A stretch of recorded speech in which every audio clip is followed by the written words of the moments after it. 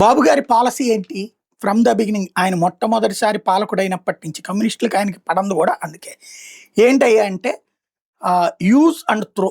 ఖర్చు అనేటటువంటిది ఇప్పుడు పనుంది. ఆ పనికి తగ్గోడిని పెట్టుకో, ఆ టైంకి పని చేపించుకో, వదిలేసేయి. అంతేగాని పర్మనెంట్ ఉద్యోగం ఇచ్చి వాడికి జీతాలు పెంచుతా, డీఏలు పెంచుతా, టీఏలు పెంచుతా, ఆ పైన వాళ్ళకి పీఎఫ్, తర్వాత రిటైర్మెంట్ బెనిఫిట్స్, పెన్షన్లు ఇవన్నీ పెట్టుకుంటే ప్రభుత్వాల మీద భారం అయిపోతుందన్నటువంటి పెట్టుబడిదారీ దేశాల యొక్క ధోరణే ఆయనది.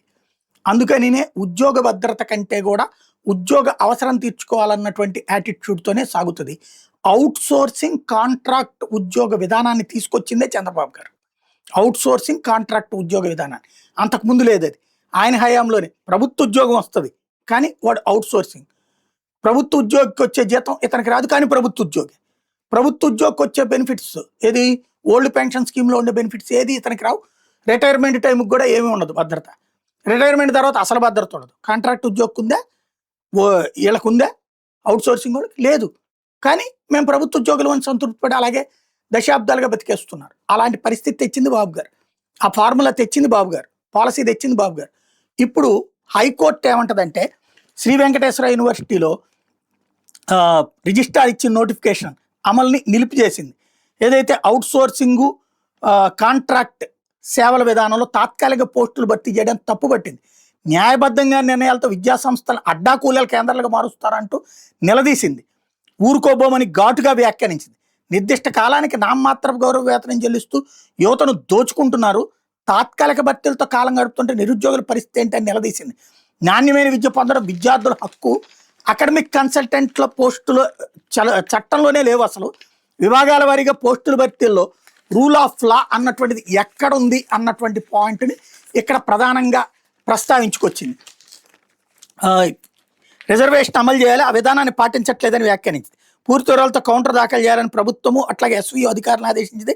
పోస్టుల భర్తీ విషయంలో ముందుకెళ్లేందుకు వీలు కల్పిస్తూ సింగిల్ జడ్జి ఇచ్చిన ఉత్తర్వులు అమలు నిలుపుదల చేసింది. హైకోర్టు న్యాయమూర్తులు జస్టిస్ పొట్టి దేవానంద్, జస్టిస్ హరిహరనాథ్ శర్మలతో కూడిన ధర్మాసనం శుక్రవారం ఈ మేరకు ఆర్డర్స్ ఇచ్చింది. రూల్ ఆఫ్ రిజర్వేషన్ విరుద్ధంగా నెలవారీ గౌరవ వేతనం ప్రాతిపదికన వెంకటేశ్వర యూనివర్సిటీలోని వివిధ భాగాల్లో అకాడమిక్ కన్సల్టెంట్ పోస్టు భర్తీ కోసం ఏడాది అక్టోబర్ 31 నోటిఫికేషన్ ఇచ్చారని డిపార్ట్మెంట్ ఆఫ్ కామర్స్ అకాడమిక్ కన్సల్టెంట్గా పనిచేస్తున్న డాక్టర్ కె కిషోర్ కుమార్ రెడ్డి మరో ఇద్దరు హైకోర్టు సింగిల్ జడ్జి దగ్గర వ్యాజ్యం వేశారు. నోటిఫికేషన్ రద్దు చేయాలని కోరారు. జోక్యం చేసుకోవడానికి సింగిల్ జడ్జి నిరాకరించారు.